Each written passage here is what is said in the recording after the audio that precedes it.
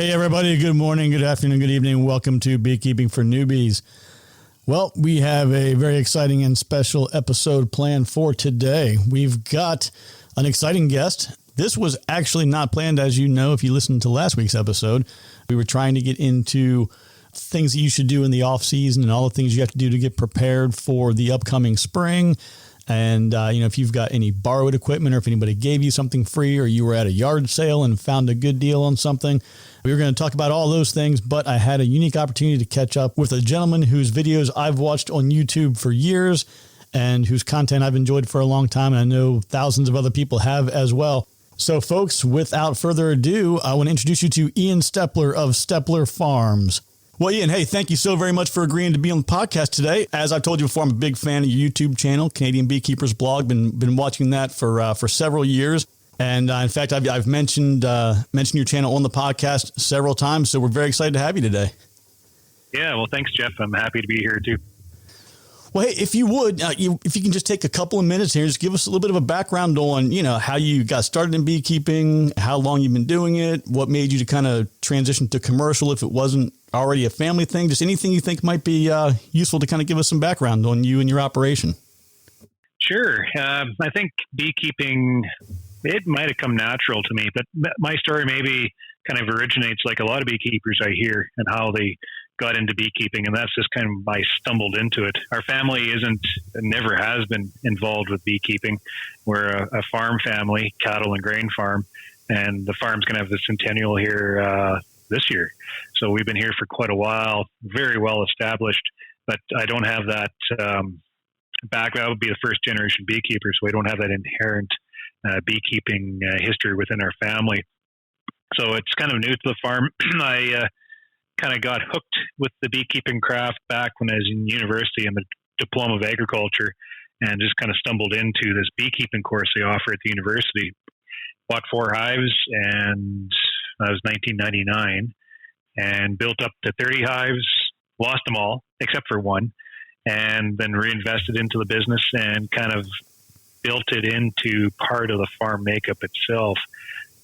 Just as the farm grew and as my brothers come back to the farm to help manage operations, allowed us to focus on the grain, the cattle, and expand the bee farm. So it's been a good complement to the farm, growing from those 4 hives up to, I have 1,616 colonies in my winter shed right now. So it's become quite in some obsession and my full-time job, really.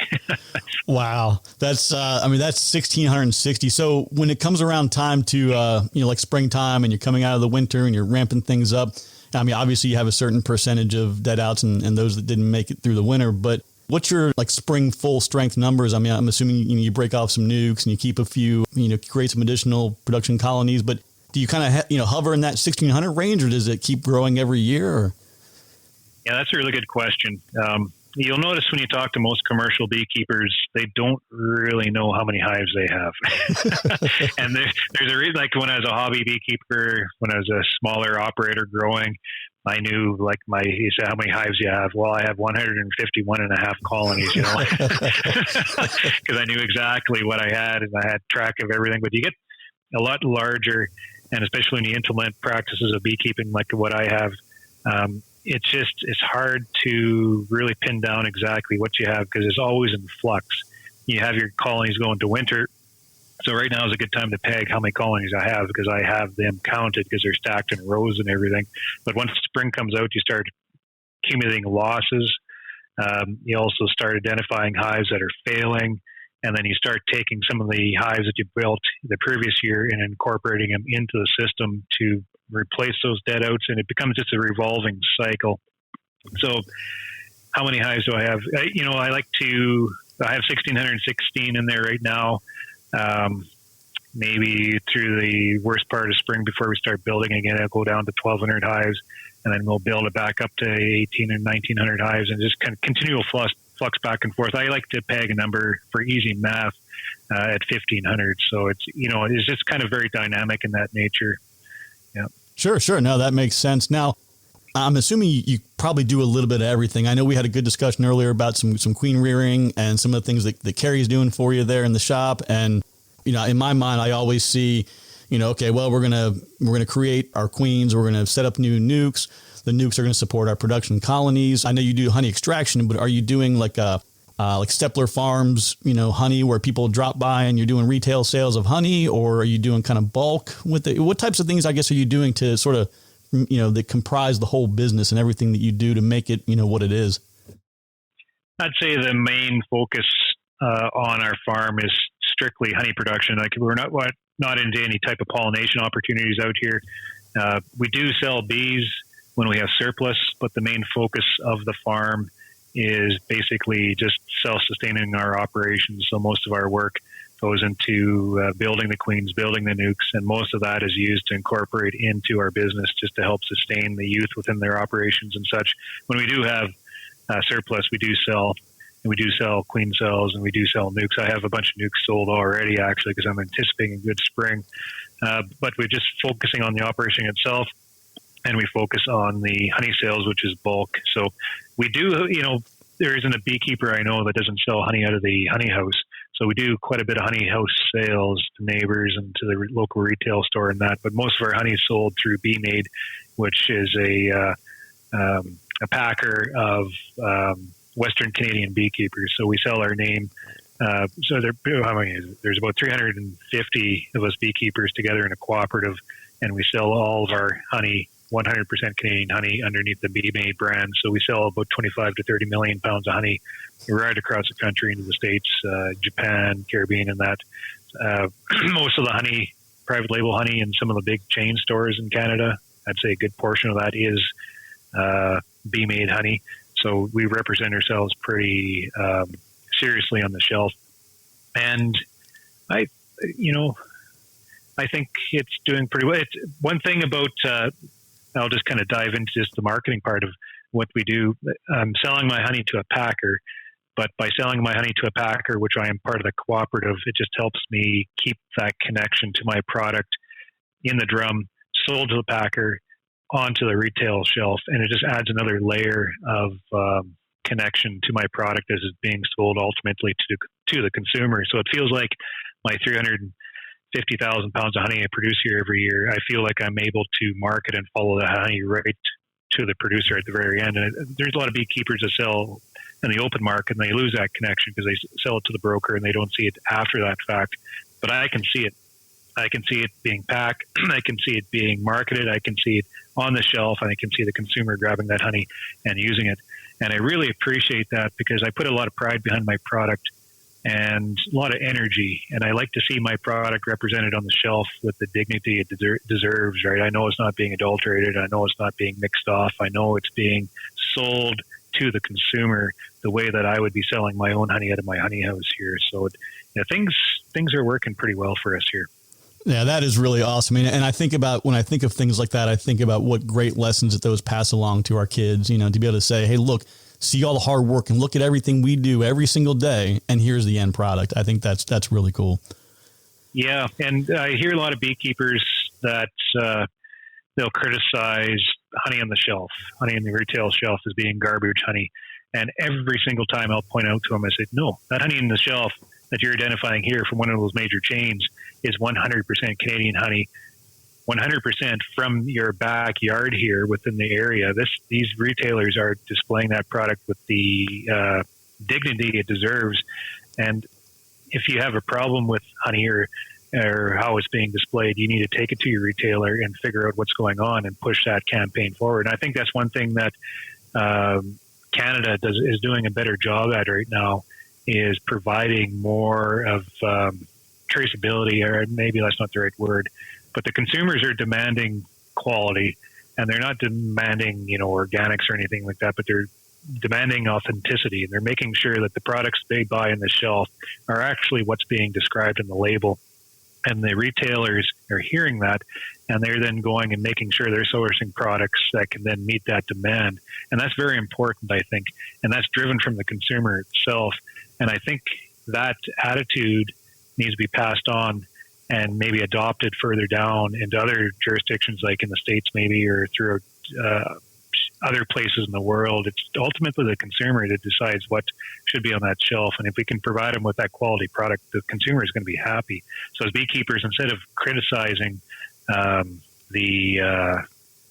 broadly based accusations like that, I think we need to be careful, and we need to be able to manage our own narrative and say, hey, yeah, you know what, you can buy local from the beekeeper, but also we can provide that local beekeeper product on the shelf and provide that same service to the consumers all the same. And we're proving that with BeeMade. We're doing that exactly with BeeMade. And that's one of the reasons why BeeMade's been able to hang on to their contracts right across Canada in these major chains, competing against this offshore crap coming in, just because the consumer is demanding authenticity, and we can guarantee that. Yeah. Now, I kind of strayed off your comment there a little bit, so take that with a grain of salt. Well, that's great. Honestly, we could probably have a 2-hour discussion on that topic alone, because it's a big deal. And with all of the, I don't want to say counterfeit, but you basically have entities throughout the world who've been banned from being able to export their honey into the U.S. because they're cheating, right? They're putting in corn syrup and other kinds of things to fake the system so they can give us something that's inferior. And it's all about public trust. I mean, as soon as you lose the public trust, you lose your marketplace, and then you all of a sudden open up your marketplace to absolutely everybody else who doesn't care about public trust, right? And that's something we need to do as producers, is embrace that public trust and capitalize on it. So as soon as our cooperative, we're in just a unique position. We know we have 100% Canadian honey because we are Canadian beekeepers. We are marketing our honey, and we can market almost from the beehive right to the consumer on the retail shelf in these major chains. We have that ability to make that track. We're tapping into that public trust, and they're rewarding us for it. And it's a beautiful thing. And I think that's what more of agriculture needs to do. And I'm not saying that the United States should just be only U.S. honey, or Japan is only Japan honey. I'm just saying, the product that we're producing, to make sure we can back it up with authenticity, so we can sell into markets like Japan. They know they're buying a wholesome Canadian product that hasn't been adulterated, that's been produced by that beekeeper over there, and then enjoy that product. Same down in the States, and vice versa. We can enjoy American products up here, knowing that, yes, this comes from those producers down there. We know how it has been produced, and all the steps involved in producing it, and we can enjoy that product up here too. So it's just being able to prove the authenticity and prove that the quality hasn't been adulterated. I think we're going to be able to tap into a much larger thing than that we can really appreciate. Absolutely. I couldn't agree more. I think you hit the nail on the head across multiple aspects of that, without a doubt. Well, now, and the great thing too is that my number 2 listener group is Canada as a country. So it's good to, again, having you on is great, because we do have a lot of listeners up there. As you know, there are some core fundamental skills in beekeeping. They really don't change wherever you live, but how you manage your colonies year round is vastly different. And we touched on this earlier. So as an example, folks down in Florida and in the South here, they don't have to do a whole lot to winterize their bees. But, as you have mentioned before, all of yours are indoors. So this is why, I encourage all new beekeepers, because this is the primary, target demographic and group that we're trying to reach with this podcast. And I tell them, look, join a local bee club, find a local mentor, someone in the area who can kind of show you the ropes, help you learn the things that are specific and unique to doing things, in your geographical area. So, with all that, being said, what types of recommendations would you have? Because there are so many listeners up in Canada, what would you say would be a good kind of overwintering strategy, things to consider? Like I've told people, I had a winterization podcast, I think it was about 2 podcasts ago, and it was very high level and generic. But one of the big things I focused on is wet bees are dead bees. If you allow condensation to get into the hives, drips down on the bees, they get wet, they get cold, and they die. But from your perspective, I mean, you're in the cold, and I personally, I'm thinking honestly, in a few years, maybe moving up to Montana or getting, probably closer to you all. So what types of things do the beekeepers in Canada, in the northern U.S., or any cold climate, what are the considerations that you guys have to take that might be unique and different from the folks in the South? Yeah, that's a pretty loaded question. I think what I'll start with is, a guy you should talk to, a very interesting fellow, Corey Stevens. He's a VSH producer out of Missouri. And he told me one time, just within his breeding program, he says when they're working through pulling out traits that are favorable, and stuff like that. He said there's no advantages or disadvantages, there's trade-offs. And so you got to look at everything as being a trade-off. You're going to gain something, you're going to lose something. You're going to lose something, you're going to gain something. So he says you just got to be able to balance those trade-offs to achieve something that's desirable and something that's workable for you. So when we kind of look at how we want to manage our bees to manage the conditions that are around us, we have to acknowledge that we have to focus on all these advantages, but we also have to focus on the disadvantages. What balance kind of fits the skew, right? So I'm looking at my area in southern Manitoba, and what do we have here? We have long, cold, snowy, windy winters, and that makes just about an impossible environment to winter bees outside, but not, because I know a lot of beekeepers who winter outside, right? So they set themselves up appropriately. But as a beekeeper, I'm identifying all these disadvantages and trying to manage those. So what I've done is I've taken my bees and removed them from the external climate, all those conditions, and I moved them inside to shield them from that. A very effective strategy to move them inside. But because I did that, all of a sudden now I have this whole big heap of problems that are associated with that. Even though, I've managed all those other disadvantages, the trade-off was now I have those other heap of disadvantages I now have to deal with. So I just have to kind of balance the whole act, whether or not that my management practice is actually beneficial or not beneficial. The guys who winter outside right now, they don't feel that managing indoors is beneficial because they just don't want to manage those other sets of problems that it is influenced onto them. So I guess what I'm saying is very specific. The way we manage our bees are not only specific to the area and environment around us, but it's very specific to us. How do we want to manage these bees? How do we want to approach these challenges and then work through all these issues to be able to be successful in their craft? So it's a hard answer to, answer. You can't really outright answer it because there is no answer. Just how do you approach the situation of wintering? So when I'm looking at this winter, it's cold, windy, snowy. I remove them from those conditions. I'm moving them indoors, and that provides them in a little bit more of a static environment, very consistent. So I'm targeting consistency. I'm targeting the temperature within the hive, like 4 degrees seems to be that magical number where the bees consume, or I guess you could say the most efficient at wintering throughout. And it also sets up the environment where the bees can set themselves up in this state of trance because there's not a lot of variability. They can just set themselves up into this cluster and just kind of zone out for a couple of months and help prolong their life until it gets into spring.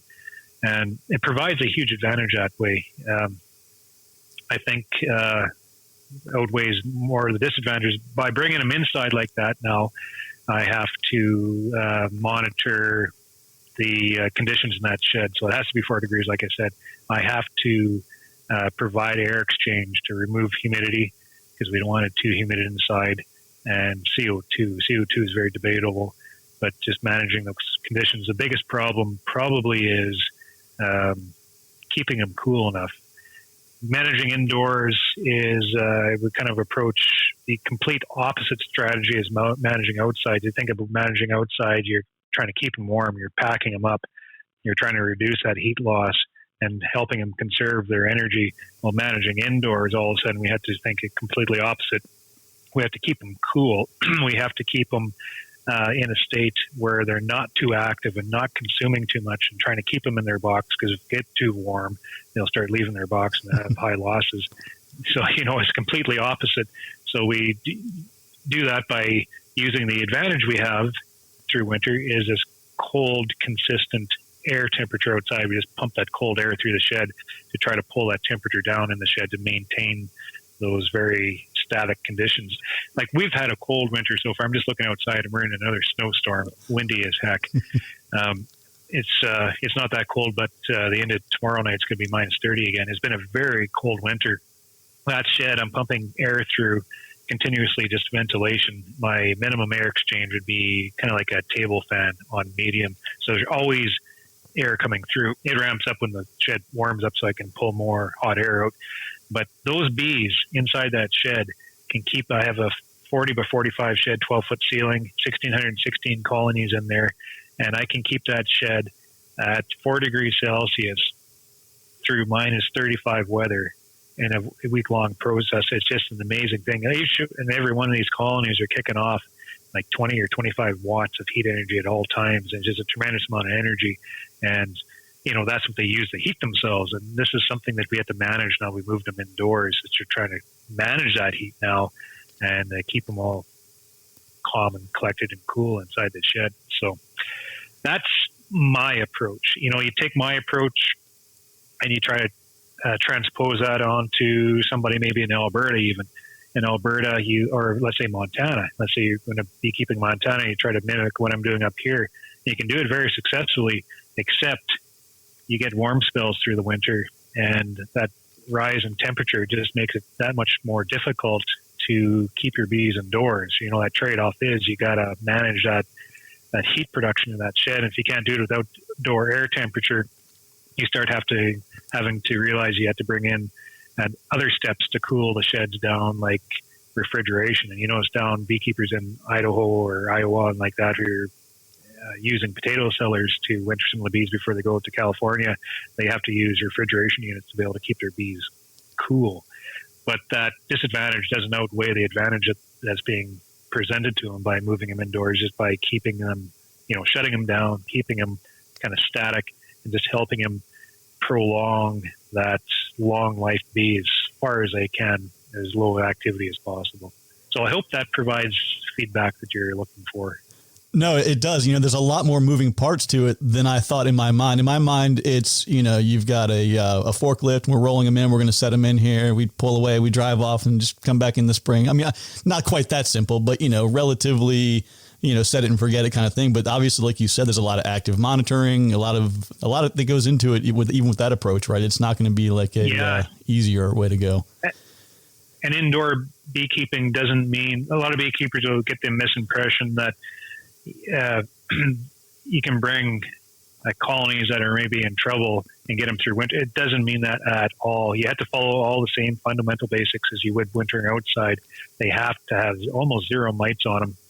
They have to be healthy, well-fed, good queens. All those same basics have to follow suit as you're wintering indoors, because they'll fall apart indoors just the same way they'll fall apart outdoors. It's just as providing us the ability to control the conditions, to be able to provide us the ability to predict a little bit more on their ultimate outcome coming out of the shed, maybe focus on more efficiencies like feed consumption efficiencies, and not and maybe sometimes you have some extremely variable late season weather that comes through, and that can really hammer outdoor colonies because it sets them on their head. By putting them inside, you're shielding them from those variable conditions, and you can maybe manage those variable conditions a little more effectively. And the other reason why I winter indoors is because I hate wrapping beehives. So it's when you get into beekeeping, my philosophy is you find all the things you hate and you focus on that to remove that hate from the craft, because otherwise you're just going to hate your job all the time. So wrapping beehives is one of the jobs I hated, because you're always, on the farm we're busy. So I always left the wrapping till the end of the job. And it's always either snowing or half raining, and you're cold and your fingers are frozen, and you're trying to wrap these colonies up, and mice get into your wrap and make a mess, and it stinks, and bees are cranky, and they're still, even though it's cold, they're coming out and nipping you at the face. It's just a miserable job, I much rather go with my easy loader, go pick them up, put them on the truck, forklift them into a row, close the door, and be done with it already. So there's a lot of reasons why we choose our certain management practices, and like I say earlier, some of those reasons are personal. So we just deal things the way we see most appropriate. That's so funny, and I tell people all the time, I say, if you hear people who are, large scale commercial operations talking about the way they do things, it's great informational. It's good to know. It's good to understand their perspective, lots of information they can provide. But just keep in mind too, that not everything that you are going to do is going to be the same thing they're going to do, and vice versa. The idea of going and wrapping 1,600 colonies, that's pretty laborious. That's pretty time intensive. So I always tell people like, just because it works in one scenario doesn't mean it's going to work for you. Now you're overwintering in like single 10 frame deeps, right? Yeah. Okay. Yeah, and nukes. I have some 5 frame and 6 frame nukes in the shed also. Gotcha. Okay. Well, you touched on something that leads me into the next topic I wanted to get into with you. You mentioned, hey, these bees got to be healthy. Varroa counts, mite counts have to be low.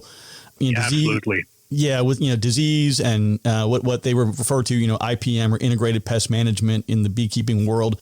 Everybody's heard of Varroa and treatments like Apivar and oxalic acid and so forth. And I'm always contending with the small hive beetle and wax moth, and there's always something. But American foul brood, European foul brood, chalk brood, nosema. The list goes on and on. And what I would ask of you is, what's the biggest kind of pest issue that you're dealing with up in Canada, and what recommendations would you have to newer beekeepers? We try to teach them early on.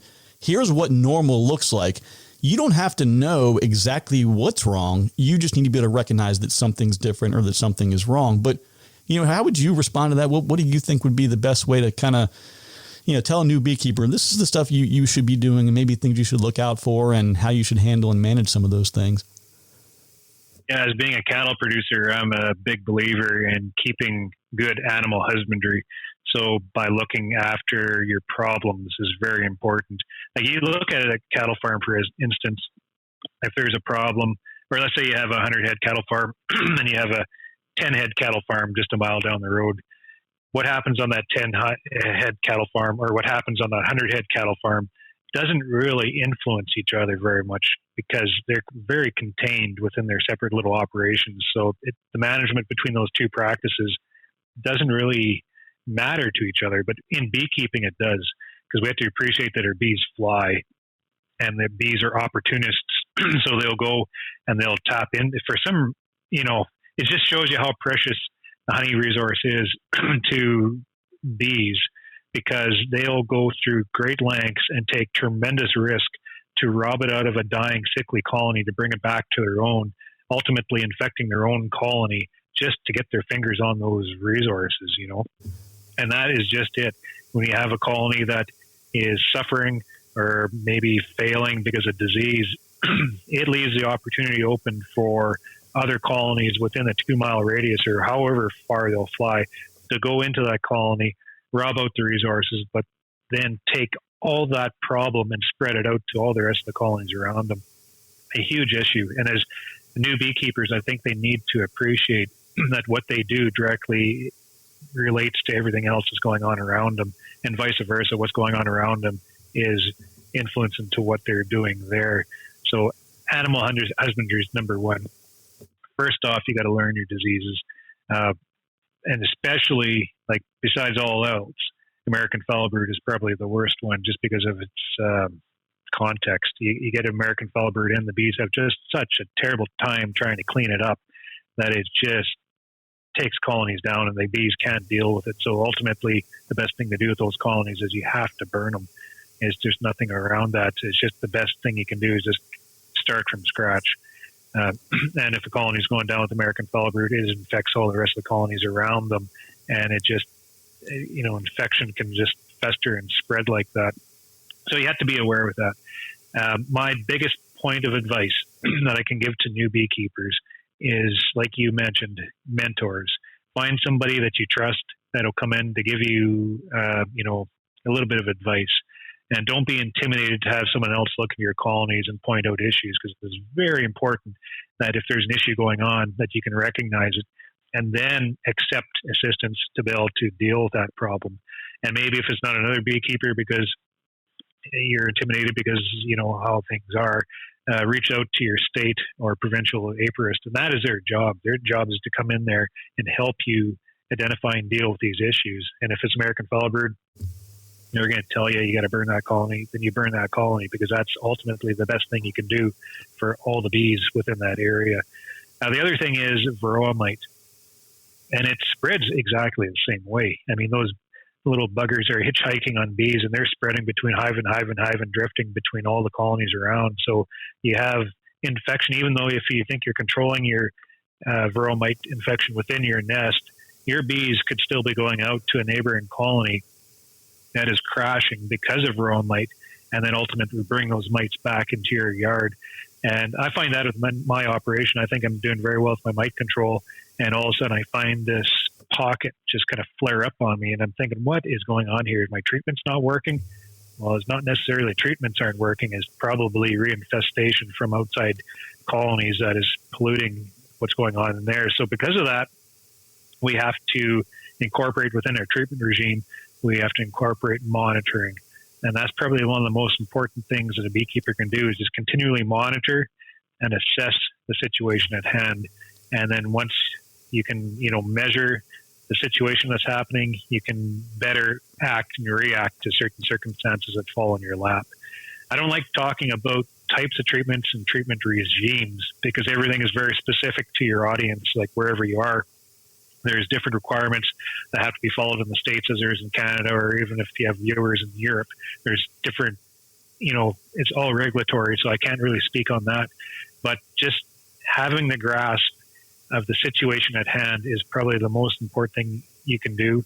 And I'd even extend that to, I know there's a lot of different philosophies within our craft. You have beekeepers who are more commercial that are, will adopt treatment practices, maybe chemical treatment and such. And then there's also other beekeepers who are more naturalists where they feel that bees can, fend for themselves. They don't want to use treatments and they want to keep things as natural as possible.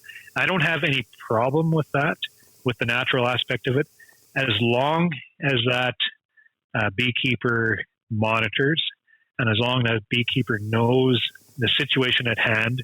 And if there is a situation at hand, as long as they then deal with it. And if they want to deal with it through treatments or chemicals and such like that, they had to identify the problem and not allow that problem to be spread amongst everybody else around them. And, if their colony is sick and dying, they're not ready to treat it. Maybe they should just kill that colony off so it doesn't do any more damage than it already is doing, right? So there's a lot to do with this. And the best thing is knowing. And, and the other best thing is just understanding and just kind of put that together and try to manage the bees in a respectable manner. So I really like your explanation, kind of better than mine, specific to like the holistic beekeeping kind of approach, because I've had several people who have said, well, I'm not going to use chemicals. And I've said, look, just because I kind of said bees aren't going to survive in the wild without treatment. I mean, essentially Varroa's out there. It's going to lock on. And if those bees aren't getting some kind of care treatment, unless they have some kind of a inherited resistance to Varroa, which I've heard there's mixed stories about that. But in the absence of having some type of resistance to Varroa, I said, if you are not providing treatment to your bees, you're going to be creating this massive breeding ground for Varroa until it kills your colony and how many others around you. But I think your explanation of saying, I understand that you don't want to treat with a chemical and you want to be more holistic, and that's fine, but you have to make sure you're monitoring and taking appropriate action. And that's the part I think maybe a newer beekeeper might struggle with. They're brand new to everything anyway, and now they're trying to get into some of these more advanced things. Okay, here's how you do an alcohol wash, and here's what you're looking for. And, but yeah, I think that was a gret point you made there.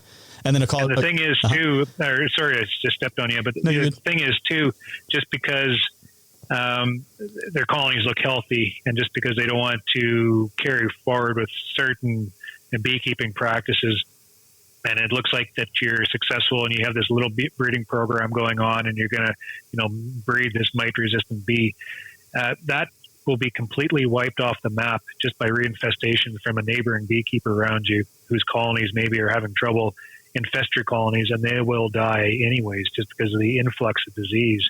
And that's just the very nature of infection, is you have a flare-up and it spreads. And if we're not able to prevent that spread, it's just going to, explode into, eruption of disease and just spread more, right? So even though you have something really cute going on, doing this little breeding project, you still have to realize all those outside factors will just completely minimize everything you're doing just by the very act and very nature of bees. So in a way, we have to accept that. And if we can't accept that, then I guess we're all done for. No, absolutely. Absolutely. And it goes to commercial beekeepers too. Like, I don't want to sound like I'm being hard on small guys, because there's a lot of big commercial beekeepers that do not put enough attention towards the husbandry of their hives.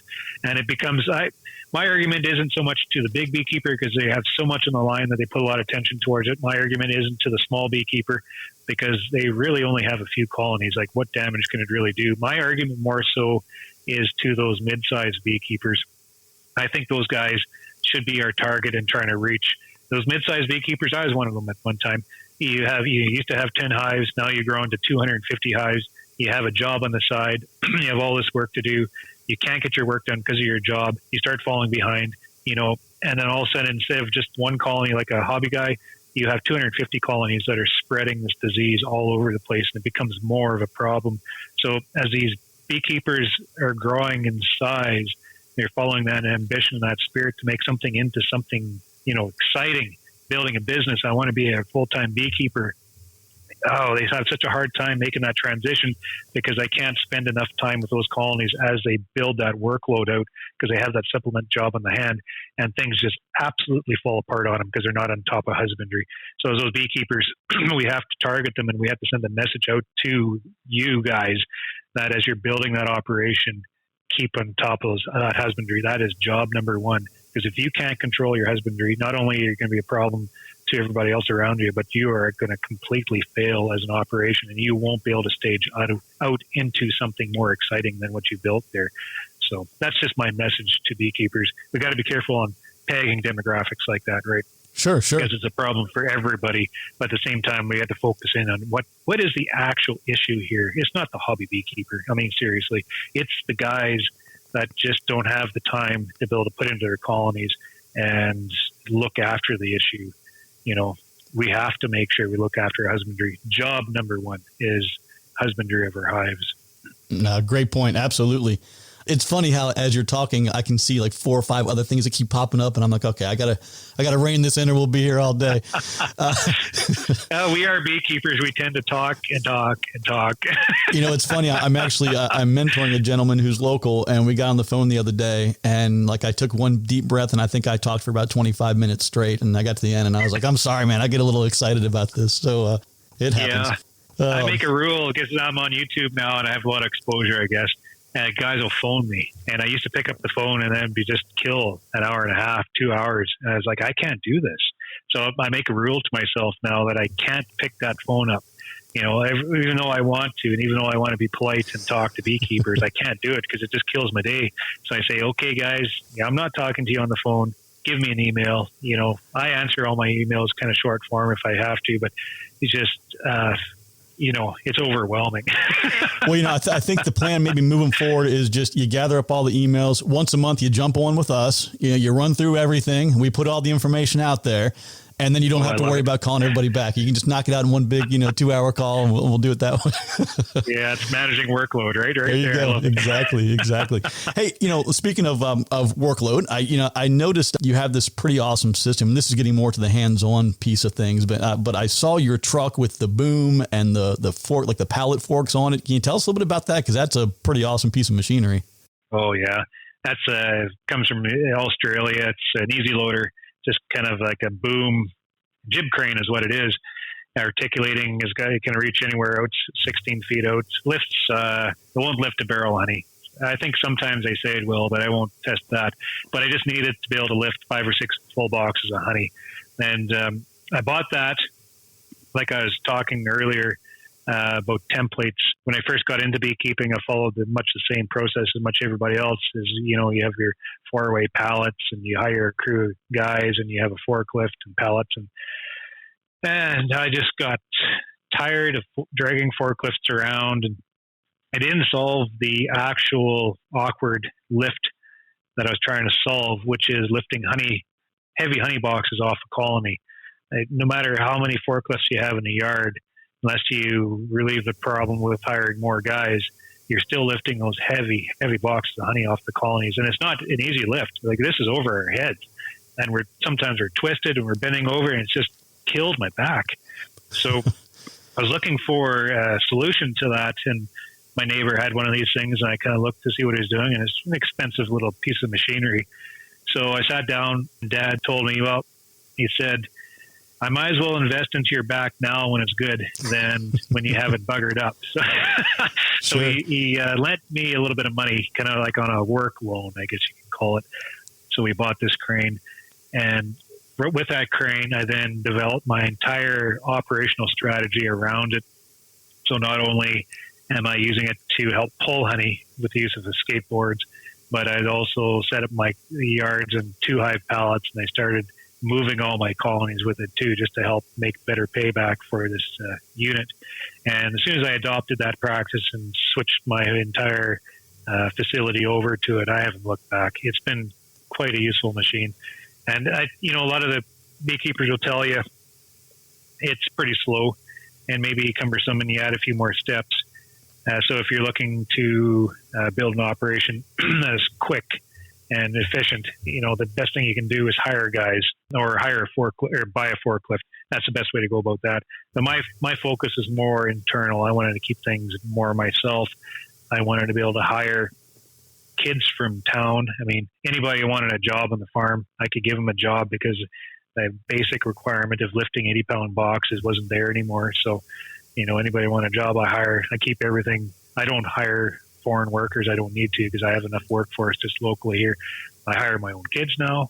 I'm not worried about wrecking their backs as we're working away. So it's just been such a nice addition to my overall management strategy. It's just, it becomes part and parcel. I can't, when the arm goes down, I'm scrambling because I don't want to lift boxes anymore, I tell you, it's no joke. When I talk to people, again, because I'm dealing with a lot of people who are very new, and I've said to them, look, ignore what you hear from everybody else. And you've hit the nail on the head, right? Don't do what's right for everyone. Do what's right for you and your situation. And I've told them, like, look, it's not common for somebody to make a brood chamber, as an example, with, 4 shallows or, but hey, if that's what you got to do, if that's what works for your bite, the bees are going to adapt. They're going to figure it out. They like to move vertically if they can.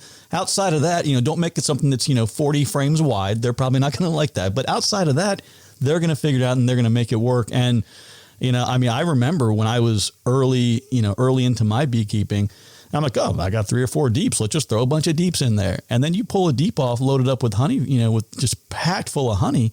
You do that twice and you're like, okay, that's a bad idea. Right. And and that's pretty taxing on the back. Oh, absolutely. Sure. And a lot of the beekeepers I'm seeing and people that I'm engaging with, there are it seems to be these folks who are probably like mid to late 40s into about 60. A lot of them are they're getting ready to retire from their full-time job. They're looking for, a new hobby. And I know me, I'm 48. And I mean, I can tell you right now, with my back and the way I've messed it up in the past already, I physically cannot. It's not an option for me. So I've got a little, Kubota tractor, and I've got forks on it, and I can, and that's great. And I certainly, one day when I grow up, I definitely want to have that same system you have. But I think at this point in time, I don't think I can justify that expense. And that's just it right there. You just said it right there. Justify. That's the hardest thing with incorporating something like the Easy Loader, because you're going out of the mold a little bit. You have to justify the expense to yourself, and that's easy enough. But you then have to justify the process to your neighbors, because you're going to have everybody say to you, why the heck do you need that thing? It's too expensive. Do things this way, this way it's done. That's the hardest thing. And as soon as I was able to ignore that and justify to myself the purpose of investing into this alternative way of managing bees, then I was off in the races. But the hardest thing was making that justification. I know some beekeepers here who try to mimic what I'm doing, large beekeepers too.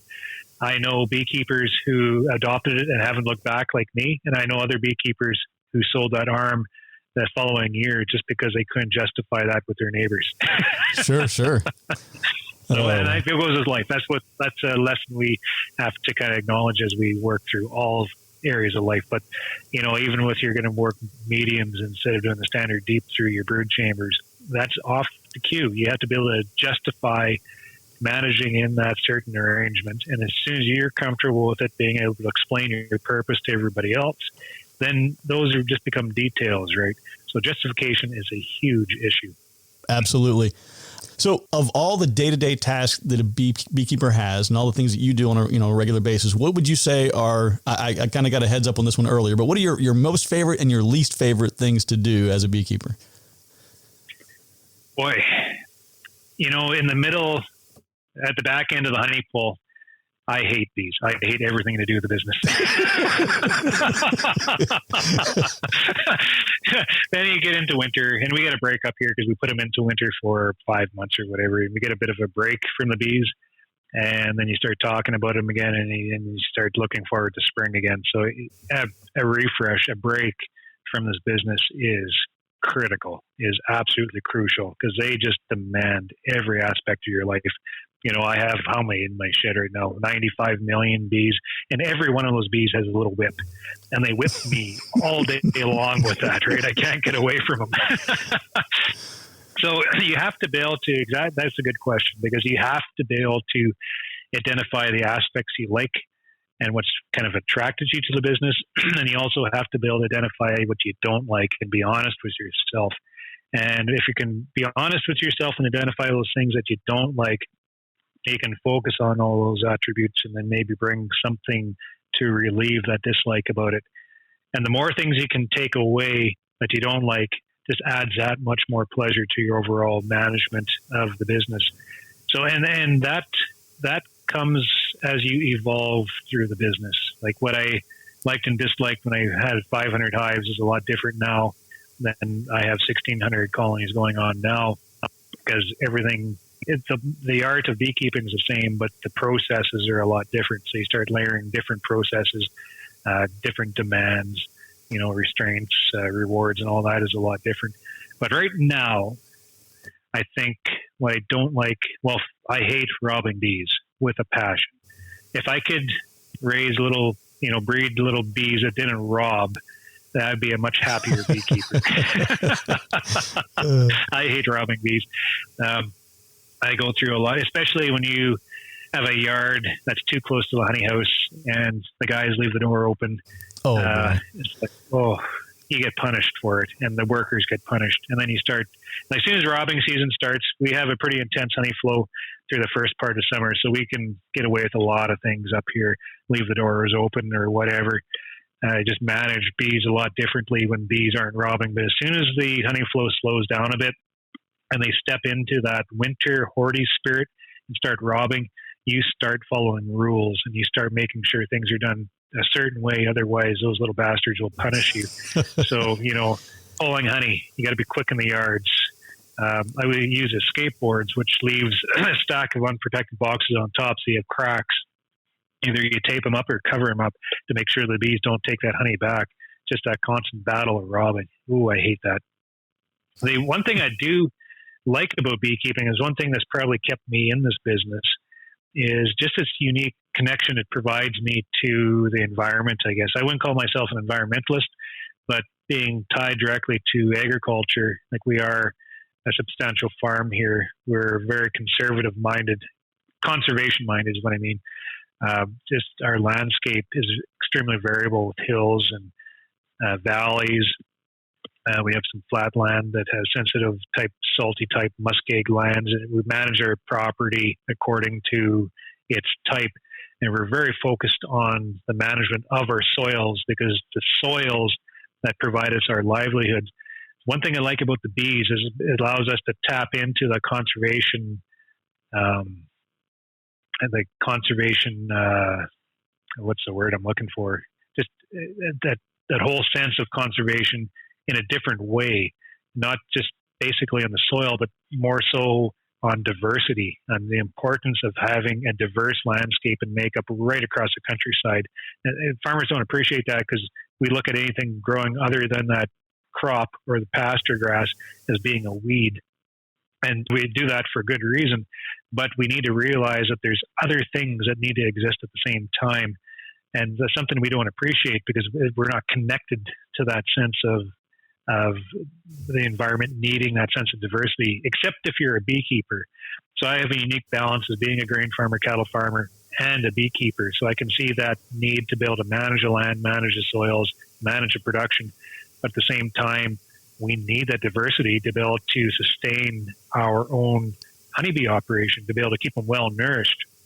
If these bees aren't well nourished, they can't collect that crop from that grain land, which we're growing every year. And it's that balance, right? We need to appreciate that what we do on our landscape is directly reflective to everything else that exists. And I think that's being lost amongst a lot of farmers, is just that connection that we think we're achieving sustainable efforts, but we're missing a very important, crucial part, which is that active diversity. And we need to be able to preserve that natural environment to allow things, not just bees, but natural pollinators, bumblebees, natural pollinators, other insects, other animals. We need a place to allow things to live, and we need to do a better job in just establishing that balance a little bit better. You know, I absolutely love hearing that. I mean, that's one of the big things I think that drew me into beekeeping. You know, I started years ago kind of with a different beginning, but as I've, acquired some land and I'm spending time on that land, and I'm just getting more time, out of the city, out of the suburban areas, and just being just in it and immersed in it, and recognizing that we have a massive impact on everything that's around us, and we can do a lot more. And, it's tough when you look around the world and you see, the waterways are getting destroyed with pollution and waste runoff and all these. There's so many aspects to it to where you can say, well, at least I've got this one little piece I can be involved in that is making a difference. And there's that piece. I know you've experienced it because I've seen it in your videos before, but when you get outside and you've got thousands of bees flying around you right past your head, and you're just like, wow, this is exciting. And that's right on point. I'm so happy you said that. Just that little piece. If we just appreciate that, if we have just little pieces, but all over the place, those little pieces, maybe this is sounding flaky, but those little pieces all over the place comes to something substantial.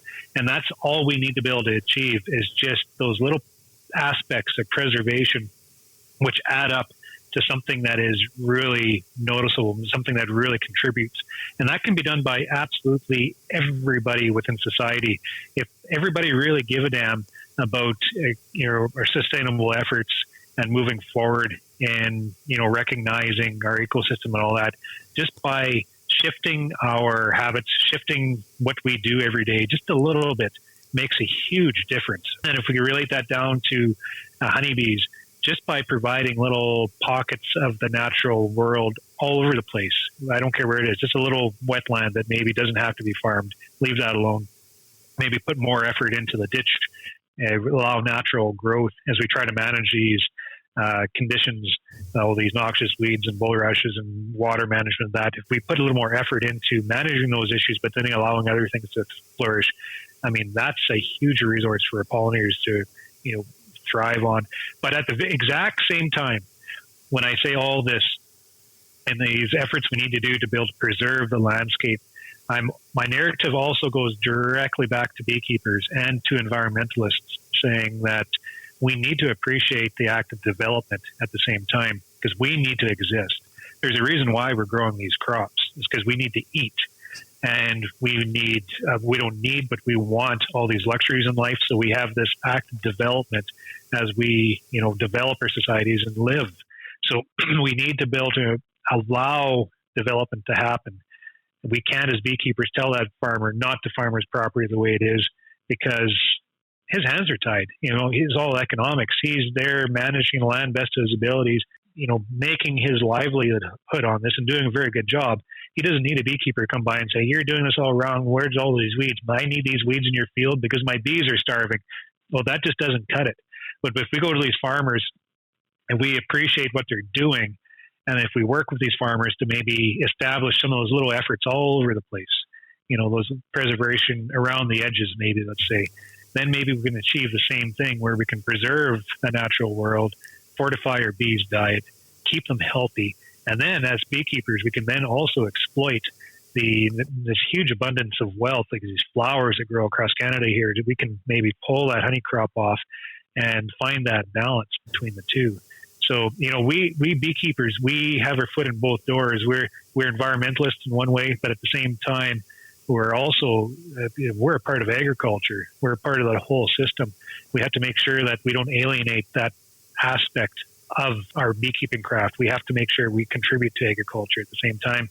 And maybe this is an opportunity where we as beekeepers can take this foot in the door and bring that sense of environmentalism into the beekeeping conversation a little more effectively, and maybe try to find these places where we can come together a little more effectively. So it's an impossible it's impossible. You look at my farm, and I'm trying to balance this whole issue, and I'll never achieve it because there's always pressures on the grain side and development, and there's always pressures on the honeybee side where I have to respect that development, but we still need to sustain operations. And how can I manage my grain farm in certain ways within these constraints without like hopping on that sprayer, the 120-foot boom, and killing all the bugs within the landscape, right? How do I do that? Well, it doesn't mean that I don't do that. It means maybe I should do an extra few steps to mitigate the risks that action would put on the natural environment, aka my bees. There's certain things, certain practices, certain strategies we can adopt to maybe help mitigate these issues, to help us come closer together and manage this impossible issue that we're faced with right now. No, amen. I mean, I think maybe you missed your calling. I think you could have been like a global agricultural advocate. I think you really, you hit the nail on the head. I mean, there's so many things there that are just, as you're talking, I'm nodding. Yes, yes, yes. So now that's, and it's a tough thing to convey because you don't want to sound flaky in one hand, and you don't want to sound like a cold-hearted developer on the other hand. It's an important, like, you can't have the best of both worlds. They're like a business owner. There's no such thing as business personal life balance. It's a lie. You're always weighted to look after that business. The business controls your life, even though you want to pretend you have that balance of family. You got to be able to identify and then manage things accordingly to sustain things going forward. And for me, like for business wise, I'm weighted 75% towards business and everything I'm doing here, and I only carve out 25% for myself and the family. That is what it has to be. That's what allows me to work, move forward. It's not a balance, but it's acceptable with my family. It's just the way it is. It's not a balance, but it's how I'm sustaining myself moving forward.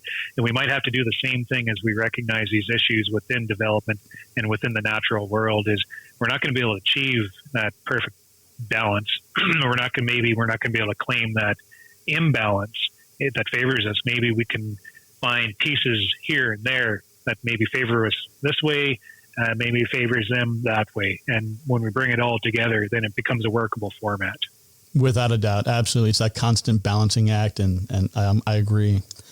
So one final, I feel like we could probably, go for another hour or so. I don't want to do that to you or I both, but one final question for you, Ian, is, any parting words of wisdom, right? You got brand new beekeepers out there. And I would say right now we're going into my second season of the podcast. So we have people who were listening all last year and they're getting ready to start out this year. There were a few of them that jumped the gun. There are a few of them that are on the fence. What would you say as sort of any words of wisdom, but primarily like hey, no matter what you do, never do this, always do this, whatever you can think of that might help them to kind of get off the fence and make the commitment and just give it a shot, or anything you can think of? Yeah. One thing right off the start, and maybe a little more applied. This would be a conversation geared more applied, maybe to more of your question. As any beekeeper, it doesn't matter if you're a small beekeeper or a large beekeeper. The best thing you can do as a beekeeper is, my advice is to build your bees and buy your boxes. And what that means is, if you're going to invest money, make sure you invest money into something tangible, something that you can grab a hold of, something that you can sell. I see way too many times beekeepers that get that bug, that ambitious spirit, and it leads them into thinking they want to be this beekeeper, and they go and invest, let's say, $50,000 into a whole bunch of bees because they want to be a 100-hive beekeeper or something like that. So they buy all of these bees, but they don't have the facility to support that, nor do they have the know-how to build to sustain those operations, and those bees die. And I hope they didn't have a loan against it, but if they do, all of a sudden they have this payment to make on nothing, right? Except for empty boxes. So my piece of advice to beekeepers getting into the business or maybe growing their business is, if you're going to invest your money, build the equipment, build the facility, invest your money into building the structure of your business, and then build your bees, like buy your facility, build your bees. And what that does is kind of measures your growth to your own capability. So if you build 100 boxes, let's say, and you had 10 colonies, it's going to take you a little while to build those 10 colonies to fill those 100 boxes. And along the way, that just provides a sense of learning the craft, if you make a mistake, it's not a whole bunch of invested money out. It's just a whole bunch of your time and effort out. And that's what beekeeping is. It's, growing and contracting, growing and contracting. You got to make sure that when you grow and ultimately when the bees punish you and you contracted, that contraction doesn't cost you money, capital money that you invest into that business. You got to make sure that that contraction is just a part of the business process, which can be absorbed very easily. So in a roundabout way, I guess it's just as simple as that. Buy your boxes, build your bees. That's the best thing you can do. Well, Ian, I'll tell you, like I said before early on, and I've told you, I think, by email that, I've watched the YouTube channel, and it's one thing to see the channel, but to be able to engage with you in this capacity and in this way, I recognize that you take great pride in yourself, in your farm, in your family, your craft, the trade. And, I can't thank you enough for taking the time out today. I know that this is I get usually a couple dozen emails in every episode. I know we're going to hear from some folks on this one, how much they enjoyed it. You are always welcome to come back if you have something, fun or interesting you want to share. Or like I said, if you get tired of answering all those emails, you can always just come on here and answer them all on here. But no, we really do appreciate everything. And I wish you and your family the best, especially for this upcoming bee season here that's right around the corner. And, don't be a stranger. Yeah, Jeff, thanks for that. I just love reaching out, communicating with beekeepers in this way. It's something that's not natural to me. I'm a very low-key I'm the guy that sits in the back corner of the conventions and doesn't really say much, just takes it all in. So me kind of pushing myself more and more to the front is very unnatural for me. But it's a real lot of fun connecting with beekeepers and just kind of exploring all these thoughts and such. But if you, I'll make you a deal. If you have some listeners and they compile a list of questions or comments or whatever, reach out to me and do a kind of a shotgun approach to me next time. Just boom, boom, boom, boom, boom, and you'll see what happens. Sounds like a plan. We can make that happen. Well, Ian, thanks again. And everybody, it's Steppler Farms up there in Manitoba, Canada. And you can find him on the Canadian Beekeeper's blog on YouTube. So that about wraps it up for this episode. As always, if you have any questions, feel free to reach out. Jeff at beekeepingfornewbies.com. And we will talk to everybody soon. Take care. Be kind to one another.